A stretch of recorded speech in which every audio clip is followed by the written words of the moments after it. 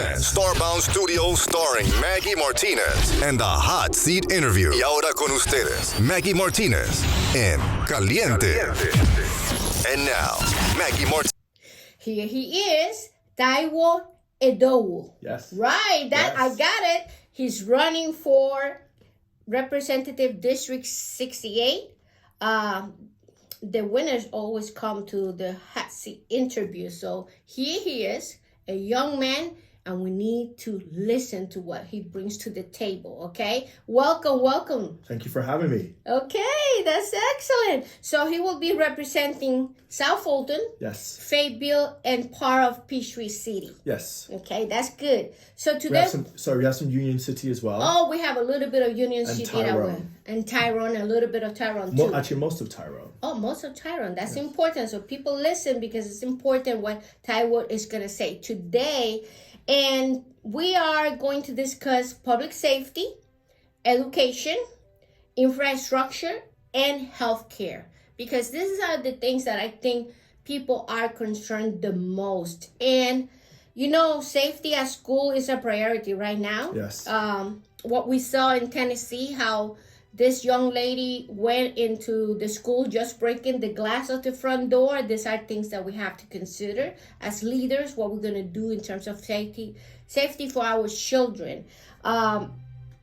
Certainly, we also saw that they throw away the representative from the House of Representatives of Tennessee, Yes. which is incredible how this has assaulted our democracy. And do you think this assault democracy, and if this happened in Georgia, what will you do? Well, I mean, it's unfortunate what has happened in Tennessee with the 3 representatives that were brought up, and only 2 were kicked out. The 2 black gentlemen that were kicked out, and the white representative is still in the seat. I think that whole situation is significantly unfortunate because it shows to me the long way that we still have to go as a country in just being able to have discussions and dialogue about issues that shouldn't really be controversial. Issues that our children being safe at school should not be controversial. It should not be even an issue. I mean, I had a family that I know personally, after the incident that happened in Tennessee, actually kept their kids from school the next day because they just wanted to hold their kids, you know, and to me, you know, that just brings to the element that we need to be able to have discussions without really going through the extreme rhetorics that just seems to be about. This is not an invasion of the second Constitution. This has nothing to do with that. We have to be able to put our children's security first. Our kids to be able to know that they can go to whatever school they decide to go to, no matter what mechanism they try to be educated, they should be able to feel safe, and the parents should be able to feel safe dropping them off. I think we all need to understand that if that is the baseline that we are all coming to this at, then whatever solutions that we have in place should improve the status quo. Because right now the status quo is not good. Right now anybody can walk into any schools right now, and do what has happened in Tennessee. We are on pace to probably have the worst mass shooting again. As a country, we're not heading in the right direction. And I think, the question, if this does happen here in Georgia, you would have to continue to stand. You cannot not keep fighting because you're not seeing the actions that you want to see. Because you don't see the change you want to see immediately doesn't cause you to stop wanting the change. We have to keep fighting. We have to keep pushing. We have to keep advocating for what is right. We have to keep advocating, for controls to be put in place, not to take away anyone's Second Amendment, but to make sure that, law-abiding citizens that want to have firearms, let them have firearms. But let's put things in place to make sure that we're still protecting ourselves from those that shouldn't have access to them. Definitely. The teachers of Georgia got a raise. Yes, in this current budget. Which is good. Yes. But one of the main problems that the teachers are encounter in the classroom is lack of material. They're trying to control the curriculum of the school, which I don't think is the best way to go. I think as a retired teacher, I would like to just be able to teach. So what's your take on that? I think we're in a very interesting space right now. It looks like politics now seems to have an attention on education in an unprecedented manner. You see all across the state that they're taking certain books away from, public libraries. And it looks like there is they might deem it as good intentions, but it seems like we're heading in a very interesting direction when it comes to education. I have a very interesting take on education. I am glad to see that our teachers got a raise. I will always advocate for our teachers to get a raise. I think it's probably one of the most undervalued profession, out there. That's our right. teachers, our nurses. These are professions that probably don't get a lot of limelight, but, I will always advocate for teachers to get more raises.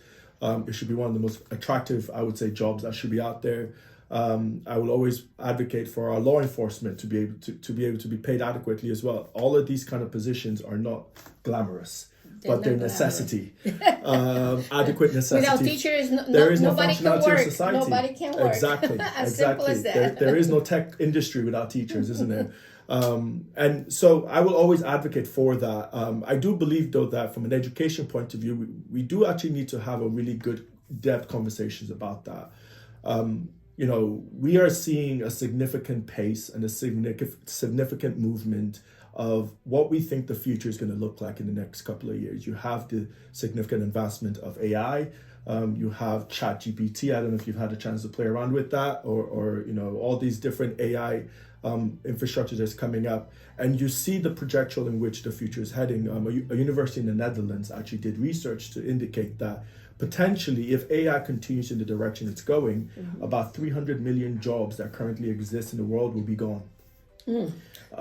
Because a lot of jobs like call center jobs, a lot of jobs that pay a good living and provides for population of society will no longer be needed because a lot of these technologies is going to take their place. And yes, what we have to do as leaders is make sure that we're not just making policies for today, but we're making policies for tomorrow. And for the future, and for the future generation. And one of the things I would really love to do is work with our education department to be able to make sure that they have the resources needed to get them prepared. I'm not here to write curriculum for them. I'm just trying to make sure that they have the resources needed, that they're not just preparing our kids for today, but they're preparing our kids for tomorrow. Like, I would like to advocate that we bring coding lessons to all of our schools. I would like to advocate that we start teaching math to kids as young as possible, when we have kindergarten and preschool. And Spanish. And because by actually speaking a second language actually shows, it helps the expansion of your brain. Oh, yes. And how much information you can retain. And if you start young, they actually have a better chance of retaining that knowledge. And those are the kind of things I'm looking to more advocate for is that, the ideology, I think, of preschool where we just go dump our kids and they don't potentially start getting taught at that young level. I would like for us to look at that and think, can we start embedding, we're not taking them to college at preschool. That's not what I'm advocating. But there are things that you can start doing young so that they're better prepared. Especially in reading. Reading as well. And we've got to admit something here, that one of the consequences of COVID has been that our children potentially have now been behind in a lot of skills. In mathematics, I think the data shows that, because of COVID, we're a little bit behind. And if we don't actually try to remedy that, and actually because, we were already just on track, and COVID caused us to now be behind. That's right. And now we're trying to catch up again. And if we do not remedy that as well, we will find, though, that, I don't exactly have the data with me, but, I was reading some analysis that said that there's a population of kids that never went back to school. Oh, no. Where did they go? That's not good. But again, I think, so one of my big push on the education piece is to work with the relevant parties to make sure that the education department is well funded and the direction that it's going, I believe, puts us in a position where Georgia as a state is looked like as a role model, where we have all these big companies wanting to come here because we have the skill set, we have the knowledge, and we know that, I have 3 kids at home, to make sure that my kids will have the skill set for the jobs of tomorrow. That's excellent. Well, Medicaid is a big issue in the state of Georgia. Yes. Only 1% of the population in the state of Georgia has Medicaid. And what is your position in terms of block granting Medicaid? And Do you support a full implementation of the Affordable Care Act in Georgia? I do. I mean, the fact that, the governor, has all he has to do is just sign it, and implement it. And, I'm not in the legislative session, so I do not know why that has been the case. They must have a good reason. I'm hoping so, because, their constituents are as well suffering from not having this kind of access. You see, there's a lot of negative things that I think COVID did, but then at the same time, I think COVID did do some good things. And one of the things that I think COVID did was COVID actually brought to the core the importance between the relationship between a patient and their doctor, right? Because during COVID, there's a lot of information, right? And everybody kept saying, go talk to your doctor, go talk to your doctor, go talk to your doctor. But what you find, though, as the consequences of COVID is that a lot of people's doctors are in emergency rooms. A lot of people's primary doctors are in emergency rooms because they don't have Medicare or Medicaid, and they don't have access to go get a primary doctor. And then that causes a subsequent backlog. And then you find that there's certain situations, and I do believe that in District 68, I believe in one of the regions here, we have hospitals that are potentially starting to close down because of, and you find, though, that it is a fundamental issue. Like, in a society, individuals for long-term prosperity need a couple of basic necessities. They need water, they need food, and they need their health. You need a healthy people to be able to push your society to the future. And I think we need to understand the common ground of the necessity of the need, and we need to be able to come up with constructive ways where Georgia residents feel, though, that they can have access to the right Medicare provision needed at whatever stage of life they're in. Well, it's a problem right now with women's reproductive rights. Yes. And do you believe that young people under 18 should require parental consent to access abortion care? Why and why not? And if you think the state not expanding Medicaid, do you support expanding Medicaid under the Affordable Care Act so women can take care of their reproductive rights? Again, and I think fundamentally back to what I stated before, I think we need to be able to make sure that any resident in Georgia, irrelevant to how much money you earn or what position you're in, that you have some sort of access to healthcare, so that you have the support needed to be making some of these difficult decisions. Like, as a family that have had to have these conversations, and I have 3 children on this side of the world. I have one that's passed away. And me and my wife were in a hospital where we had to have these conversations, where, my daughter was incredibly ill. And, it was life or no life, but we had to have that conversations. We were in the room with the doctors and everybody was there. But fundamentally, having access to be able to have those conversations is fundamentally needed. It is fundamentally needed. And how we get there, I think we need to put politics aside, and we need to, everybody says this, let's put politics aside and let's work together. But when they come to work together, they don't put politics aside, they bring politics to the table. Yeah. And I'm advocating that I will put politics aside because we need to come to the table. We might not get everything, but we need to move away from where we are right now. That's right. And in relation to the question of abortion pill with the kids, I fundamentally believe that any sort of conversation like that has to be between the individual and their doctor. I believe that politics needs to stay out of those conversations. That's right. I believe that when I was having that conversation, me and my wife were having those conversations with the doctor, there was no politics in the room. It was a very emotional time. We were dealing with very serious medical situation with our daughter. We had to weigh in quality of life after. We made the decision to keep the pregnancy, and we enjoyed 3 days with our daughter, and she passed away. But it was a decision that we had to make. We were not guaranteed she would have been born alive. We were not guaranteed any of this, right? But we were walked through that whole process with the right support and with the right help to make sure that every decision we made we knew that we were supported no matter what decision we went through. And that intimacy between a patient and the doctor, and I said this, remember earlier in relation to what COVID has taught us, is that we've got to make sure that we protect that. We've got to protect that relationship between a patient and their doctor. Make sure there's actually a doctor in the room that they can actually speak to. Because the problem is that if we continue to go down the route of legislating this, what will be next? you actually will find yourself. It doesn't mean you're going to stop it, but now you're no longer just putting a baby's life at risk. You're not putting the mother's life at risk, right? And then you are, the repercussion that all this have with insurance and the doctors' malpractice, and it really touched so many different ecosystems. It does, and I think I fundamentally understand the position of we've got to protect everyone's life, and I fundamentally as well understand the position of you can't tell a woman what to do with her body. That's right. And we need to stop this absolute right ideologies that we find right now in society, where everybody feels like they're the absolute truth and nobody else's truth matters. But then, because you find it extreme on both sides, where one side's wanted one way, and if you don't protect everybody, you protect nobody. But if you don't protect certain people, we need to move away from absolute truth ideologies and realize that we're all human beings and we're all complicated, and life is actually a mixture of a lot of different colors, and it's not just black and white. Incredible. We are talking today with Taiwo. He's running for Representative District 65, right? 68. 68, and that's for Fayetteville, Tyrone, Peachtree City, and also Union City and South Fulton. South Fulton. Yes.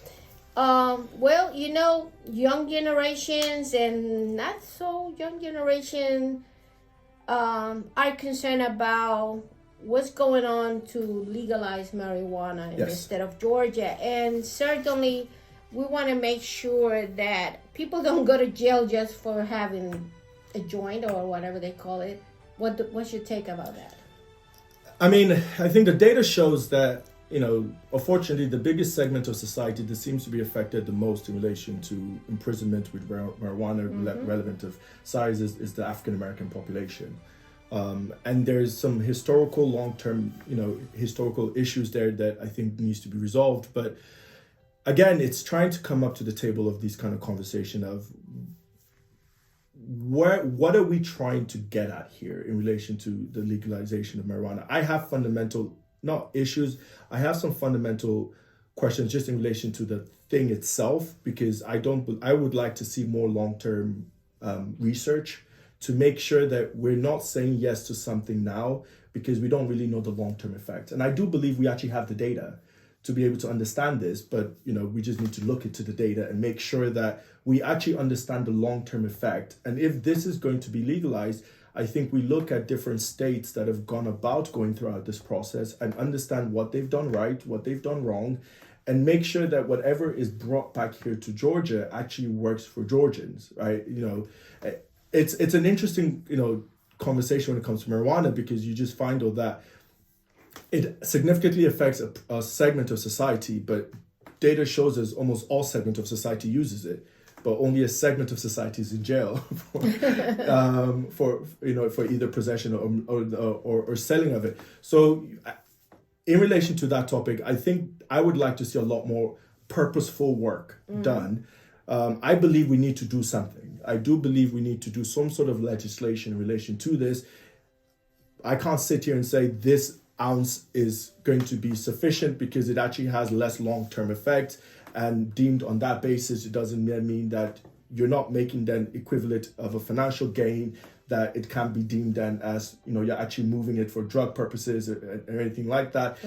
Or trafficking purposes. So at that level, it's sufficient. I don't believe we have enough data for that. But then I think we can learn from alcohol. I mean, alcohol has a similar, it's a drug. I mean, alcohol has a similar effect on people. And I think we can use alcohol. And it also went through the process of being legalized. And it did go. So I think we have a precedent in relation to a drug that has been legalized. I do, though, would like, because I have seen some research that have concerned me about some long-term effects of marijuana use, because of now we're not actually dealing with pure marijuana. You're dealing with marijuana that has been inflected with God knows what. And it's kind of these kind of conversations that I think we need to start having and be open about these conversations, so that whenever we come to a table of, okay, this is kind of our legislative approach, we can then show the people why we've come to the decision we came to. Well, eggs are so expensive, gasoline going up again, inflation, a little bit of inflation is always good in the economy, but the inflation right now is too high. Yes. The Federal Reserve put up, I think, 1% more for interest rate, and in a simple way, explain to us inflation and how can we work with this, because it's really affecting the basket when we go to Walmart.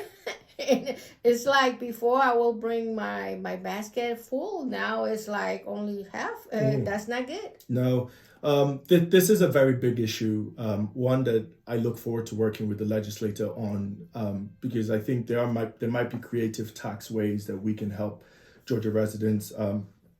And I know that from a legislative point of view, I know that that's something that has been on a focus. I mean, the fundamental issue that we have right now, and I'm not a financial analyst, but from what I know, is the issue that we have right now is that there was way too much money in the economy. Due to COVID, we've had 3 stimulus bills. We've got trillions and trillions of dollars that is now being funded through the federal government. They're free money to the banks. And pretty much, a lot of startups were birthed with no vision or no insights, because interest rate was low, cash was available.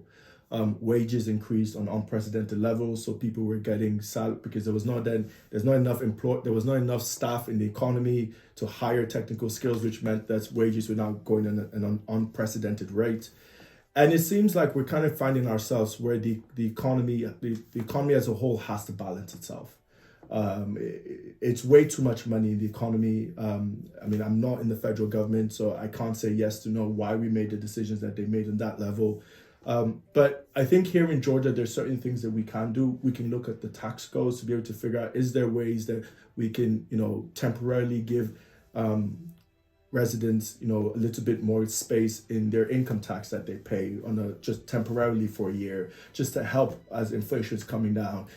Do we look at certain tax code in some of the products that we're selling, that we've taxed to say, could we work to reduce that, not long term, but just temporarily to just ease that pressure, because this is bigger than Georgia. Mm-hmm. And unfortunately, this is worldwide. Yeah, unfortunately, and this is bigger than America as well. Every country in the world was dumping money into the economy. So I do think there's certain things that we can do. Obviously, that will take some collaboration between the House Democrat and Republicans. I think, though, everybody can come to the table of saying that Georgians are suffering, and it's not the Georgians that make a lot of money that suffer. This is the problem when you come to inflation: is the Georgians that are just barely making it during COVID. Now they're in the poor. The middle class is disappearing. Well, and unfortunately, the lower middle class is starting to disappear. The upper middle class is now becoming the lower middle class. Mm-hmm. There's like a deprivation of order that's occurring now. And some of the things as part of my education platform is that we need to start consciously thinking about financial literacy as early as possible. We need to start teaching what is taxes, what is a savings account. We need to start because investment. Exactly, because we need to start teaching financial literacy at a very young age, because adequate financial literacy could have prevented a lot of this. That's right. Unfortunately, I don't think the worst is yet here. If you look at the mortgage rates right now, mortgage is high, but if you look at some of the bond market in relation to mortgage, the delinquency in mortgages is starting to increase. The delinquency in relation to car loans is starting to increase. Mm-hmm. Things are not heading in the direction from a Fed's point of view, they're heading in the right direction. Yeah. But from a consumer point of view, it's very concerning. And I think, if I was in the legislature, I'll be wanting to work with my Republican counterpart to try to say, if this trend continues, what can we start doing to make sure that we can help as many Georgians as possible? Because we don't win if we have millions of properties now going into the market because people can't pay their mortgage, because all those people have to go somewhere. So either they're going to be homeless on the street if they don't have family to help them, which that means they're dependent on the state, which then means they have a higher burden for the taxpayers to carry. So let's do preventative care and see what we can do about that. But I think there are stuff we can do here in Georgia to help. But this is a massive issue. Well, in your platform, I read that you want to help the start-up companies and small businesses in your district. And what your ideas about this and the minimum wage? Minimum wage. Startup and minimum wage. What a great combination of a question, isn't it? Yeah. It's like I feel like I was set up there. I'm just kidding. Yes. Businesses are the fundamental heartbeat of our society. Businesses are the heartbeat of the American dream, the American vision. People come here, to want to start businesses. People come here thinking their business can go from, Google started in somebody's garage. Apple start like in the garage too. This is the country where you can take an absolute nothing and turn it, because we've never seen it happen anywhere else in the way and in the volume that it happens in America. Starbound Studio. Exactly. and look at this, and I think we as Democrats have to, and I believe all of us do believe this, is we've got to protect that. Yes, we want everybody to pay their taxes. Yes, we want everybody to pay their rightful way.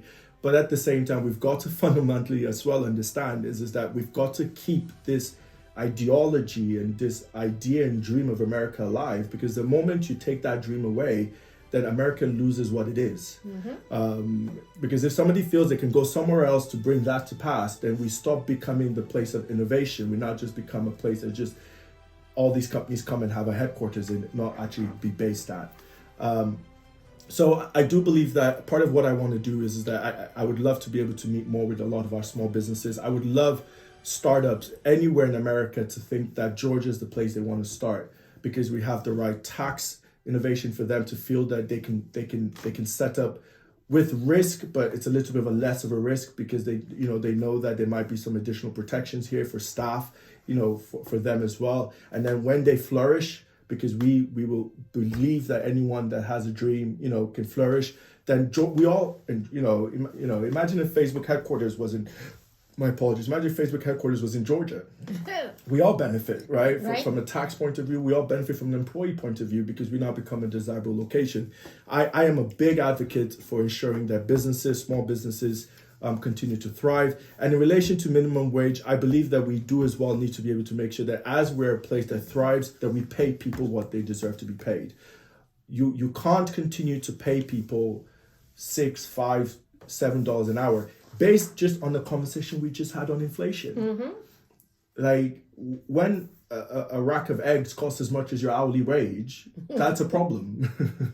I just bought chicken. I bought 25 chickens because I can't make it like this anymore. But that's the problem we find ourselves and we've got to be real about this. And I believe businesses understand, and we have to be able to, as a legislator, find a great balance where the business can maybe be compensated in different ways from a tax point of view to ensure that their citizens are still getting paid what is needed just to survive. Like, we're not, and we can debate the number as much as possible, but just pay someone a decent amount. Like, as a Christian, the Bible says, pay a worker what he's due. Like, it's a biblical narrative that we pay people what they're due. And I think that is something that we need to take from the extreme conversations, and we need to come and start having some practical dialogue about that. What I like about your candidacy is that you're young, and we notice also that registered voters that are young voted in the midterm elections, but still we have a long way to go. Why do you think half of the registered voters did not vote in the midterms election? Do you think the message is right? I think data shows us that unless people are angry about something, they don't vote. That's not good. No, because there's not a lot to be angry about sometimes. For example, when we had the last president, Donald Trump versus Biden, a lot of people voted because, like him or hate him, Trump got you to the ballot. Like him or hate him, he got you to the ballot because he caused you to have an emotional reaction. Right. You either loved him or you hated him. But both of those reactions caused you to do something. Right. But we don't have characters like that all the time. And this is the problem we find. So, and it's not about having characters like that, but it seems like the segment of population, unless it's something that's actually directly affecting them, like they're not going to act. They're not. About and it. most of the time, for example, this election is going to be done by May the 16th, right? So if nothing dramatically happens in the district to cause people to be really energized, in relation to something occurring, are we going to have, I ideally want the same numbers as we had in the election, because every election, irrelevant to general election, to special election, every election matters because you are putting people in there that will actually directly affect you. Even if they're there one term, if they do nothing, they've affected you. Mm-hmm. Like their lack of action affects you. Their action affects you. And I think I do believe though that because of COVID, it's actually caused people to read more and to be engaged more in politics. And I'm hoping that over time, we start to see an increased engagement because people are now actually understanding that the federal government can only do so much. The state house can only do so much. But if we take it all the way down to even local council, those are the places that significant decisions. In the cities where you exactly, live. Right. Like the town councils, the cities, these local authorities are making decisions that are actually directly affecting you, and those elections as more significant as the general elections. And I'm proud to say that even in Tyrone, where we had a council election that I ran for, we had a good engagement, but that took a lot of work. And we're gonna have to do the same thing in this election, where we're gonna have to see if we can get as many people out as possible to continue to get engaged, because we cannot keep electing people that are not doing anything. That's right. They're just to hold a position. And unfortunately, their inaction is actually having an effect on you. You might just not know it. That's right. And you might not feel it at that moment, but any inaction is an actual action. And we've just got to just make sure that we're keeping our elected official accountable. We're making sure they're trustworthy. We're making sure they care, and we're making sure that they actually stand for us and don't accept anything less than that, because you're worth that as a people. How many people are running against you? So there's 5 in total. 5? Oh, that's Yes. that good. We're going on a runoff. Whoa, yeah. We're hoping for not a runoff. Taiwo is running for District 68. Starbound Studio only bring the winners. So make sure you get out there and vote May 16. So early voting starts 2 weeks before May 16, right? Early voting is on April the 24th. So April the today in 24th. 2 weeks. April the 24th. Now, early voting, don't forget. But also, what do you think you offer to the people of District 68 that your opponents don't? Well, I actually have tangible experience. Before, I've never been in the legislature, but I actually have experience working with House Democrats, House Republican, Senate Democrats, Senate Republican, and even the federal government. I have been nominated to sit on equity boards on behalf of the federal government. I've worked to help pass legislation in different states. I actually get things done. If you look at the track record of some of the opponents that I'm running against, you know what? Just go look and you can make up your mind, because, everything is online, everything is accessible. We should stop electing people that don't do anything, but they want a position because of just popularity, but they don't actually do anything. An action is an action. And for me, I believe that I bring action to the table. I will deliver for the constituents. I will make sure that District 68 is not forgotten. I will make sure that every single voice of this constituent, Republican and Democrat, is heard. I want to be the voice of all people. District 68 is very diverse. We have it's almost not half and half, but we got as much Republican as Democrat. And wherever Hispanics and Black and white, it's a pot of greatness that sits in the district that has the potential to be phenomenally great and have a strong voice in the legislature. And you need somebody that is willing to speak for all, not just speak for a segment of society. Because if you only speak for one segment of society, then you're not benefiting everybody in that society. And that's what I believe I bring to the table. I'm a voice for all people. So you will be representing the district that late Tish Nagasi left because she died Correct. a month ago. So she was a woman that wanted to do a lot of work for District 68, and unfortunately God called her. But tell the people out there, look at that camera, why they should vote for you. Why a young man, Taiwo Idowu, wants to work and represent you for District 68. I believe that I am the right man for this job. If I did not believe that, I would not have put my name in the race. I have worked diligently for the last 13 years helping those of society that society has forgotten about. I have been successful in passing legislation, and I'm not a legislator. I've never been a legislator, but I know how the functionality works. And I'm here to bring all of my experience to our district to say, let me serve you.